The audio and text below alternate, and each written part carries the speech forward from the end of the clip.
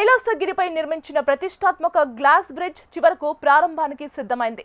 December 1వ తేదీన ఈ వంతెనను అధికారికంగా ప్రారంభించనున్నట్లు VMRDA chairman MV Pranav Gopal ప్రకటించారు. అదే రోజు నుంచే పర్యాటకులు గాజు వంతెనపైకి ఎక్కి నగర సౌందర్యాన్ని ఆస్వాదించే వీలు కలగనుంది. ఎంపీ ఎం శ్రీభరత్, పలువురు ప్రజాప్రతినిధులు, అధికారులు ఈ ప్రారంభోత్సవ కార్యక్రమంలో పాల్గొననున్నారు. విఎంఆర్డీఏ, ఆర్జే అడ్వెంచర్స్ సంస్థలు సంయుక్తంగా 7 కోట్ల వ్యయంతో ఈ భారీ ప్రాజెక్టును నిర్మించాయి. పర్యాటకులకు సరికొత్త అనుభూతిని అందించడమే లక్ష్యంగా ఈ వంతెనను అత్యాధునిక సాంకేతికతతో తీర్చిదిద్దారు.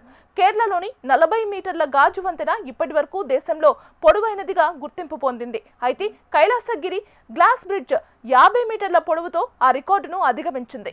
రాత్రి వేళల్లో త్రివర్ణ దీపాలతో మెరిసిపోతున్న ఈ వంతెన పర్యాటకులకు ప్రత్యేకమైన విజువల్ ట్రీట్ ను అందించనుంది. భద్రతాపరమైన పర్యవేక్షణలో భాగంగా వంతెనను పలుమార్లు పరిశీలించి అవసరమైన మార్పులు చేసిన తర్వాతే ప్రారంభానికి అనుమతి ఇచ్చారు. ప్రవేశ రుసుము విషయమై ఇంకా నిర్ణయం తీసుకోలేదని, త్వరలోనే ఖరారవుతుందని అధికారులు తెలిపారు.